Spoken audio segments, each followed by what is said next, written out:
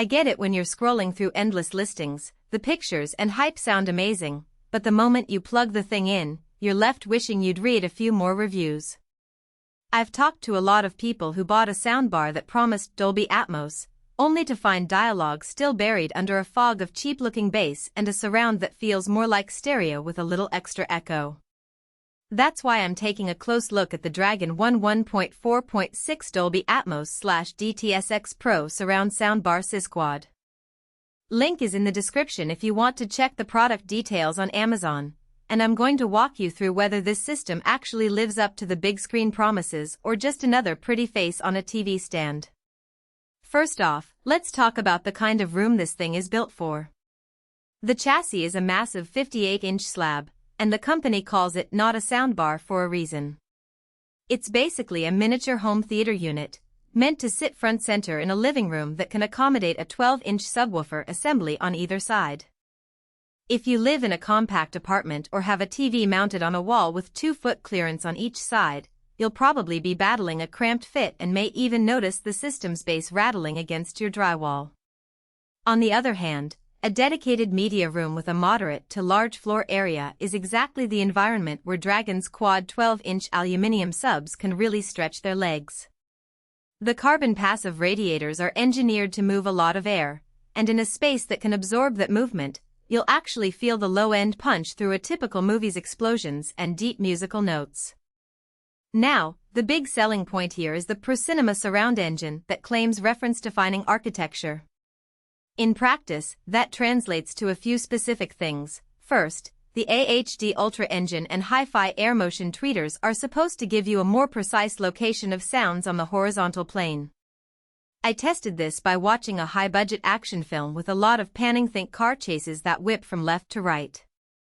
The Dragon system kept the dialogue crisp while the ambient noises like tires squealing, police radios, and distant sirens actually seemed to travel around the room, not just sit in a static left-right blend.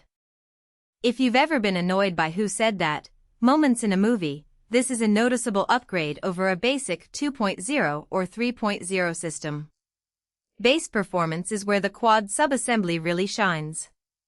Because each sub is a 12-inch aerospace-grade aluminum driver paired with a carbon passive radiator, you get both fast response and sustained low-frequency energy. In a test with a modern action game, the rumble of an artillery shell hit my floor and lingered in a way that made the room feel like a theater rather than a living room. The practical benefit: you won't have to turn the volume up to hear low-end detail, which means less strain on your ears and fewer complaints from neighbors. The downside, though, is that the sub's power draw is sizable. Expect a noticeable increase in your electricity bill if you run it for many hours a week, and be prepared for the occasional humming noise that can be heard if the subs are placed directly against a wall. Connectivity is straightforward, but there are a few quirks worth mentioning. The soundbar offers HDMI ARC, optical, and Bluetooth, so you can hook it up to most modern TVs, streaming sticks, and even a gaming console. I found the HDMI ARC handshake smooth, but the Bluetooth pairing took a couple of extra steps. The remote's pair button isn't on the front panel, it's hidden under a small flap on the side. For a tech-savvy user, that's not a big deal, but anyone who prefers a plug-and-play experience might find it mildly frustrating. Once connected, the remote itself feels a bit stiff, and the volume buttons are placed far apart, which can lead to accidental presses when you're juggling a popcorn bowl and a remote in the dark. Let's break down who should actually consider spending the $6,077 price tag, the lowest ever while supplies last. If you're a dedicated home theater enthusiast, you already own a large screen and want a system that can reproduce Dolby Atmos and DTSX without adding a separate set of rear speakers, the Dragon 11.4.6 is a solid all-in-one solution. It's also a good fit for people who frequently host movie nights or gaming sessions and want the room to feel immersive without wiring a full surround setup. The system's size and power make it a worthwhile investment for those who have a medium to large living space and can afford the extra electricity consumption.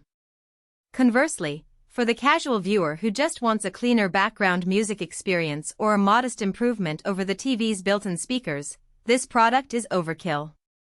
The sheer physical footprint, the higher price, and the need for a decent subwoofer cavity mean you'll likely never tap into its full potential. If you live in a small apartment,